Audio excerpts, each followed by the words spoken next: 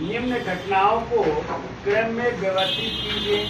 पहला कह रहा है काल कोठरी की घटना, ये कह रहा है बक्सर का युद्ध, ये कह रहा है इलाहाबाद की संधि और फिर मीर जाफर की मृत्यु।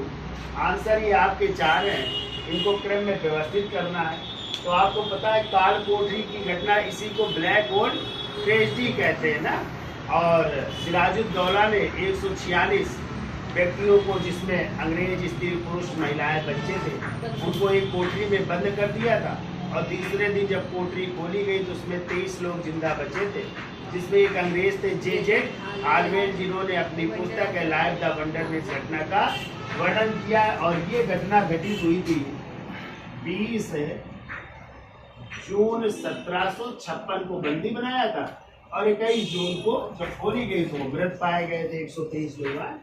ये कह रहा बक्सर का युद्ध, तो बक्सर का युद्ध आपको पता है हुआ था 22 अक्टूबर 1764 को। एक तरफ अंग्रेज थे और अंग्रेजी सेना का नेतृत्व किया था हेक्टर मुनरो ने, और दूसरे तरफ 3 लोग थे, मुगल बादशाह शाह आलम द्वितीय, अवध का नवाब शुजाउद्दौला और बंगाल का पदस्थ नवाब मीर कासिम, जो इस युद्ध में पराजित हुए थे। फिर देखिए इलाहाबाद की संधि पूछी गई थी। इलाहाबाद की 2 संधियां हुई हैं। एक हुई थी 12 अगस्त 1765 को लॉर्ड क्लाइव, मुगल बादशाह शाह आलम द्वितीय और नजमुद्दौला के बीच ये इलाहाबाद की पहली संधि है।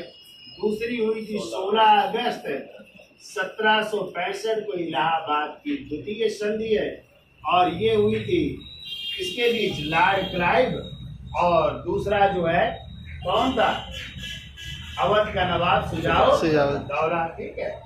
और जबकि मीर जाफर की मृत्यु हो चुकी थी फरवरी 1765 में। कब मर चुका था? फरवरी 1765 को, यानी इलाहाबाद की संधि से पहले उसकी मृत्यु हो चुकी थी। और उसका बेटा नजमुद्दौला क्या बन चुका था? शासक, नवाब बन चुका था ना। अब देख लो, मिलान कर लो, तो सबसे पहले क्या हो जाएगा? सबसे पहले हो जाएगा ये ब्लैक होल ट्रेजेडी, फिर क्या हो जाएगा? फिर बक्सर का युद्ध हो जाएगा, और फिर आपका हो जाएगा मीर जाफर की मृत्यु, तीसरा हो जाएगा, और ये चौथा हो जाएगा। तो 1 2 4 3 आंसर होना चाहिए। कौन सा आंसर मिल रहा है? तो बी आंसर मिल रहा है। 1 2 4 3 होगा आंसर। ठीक है।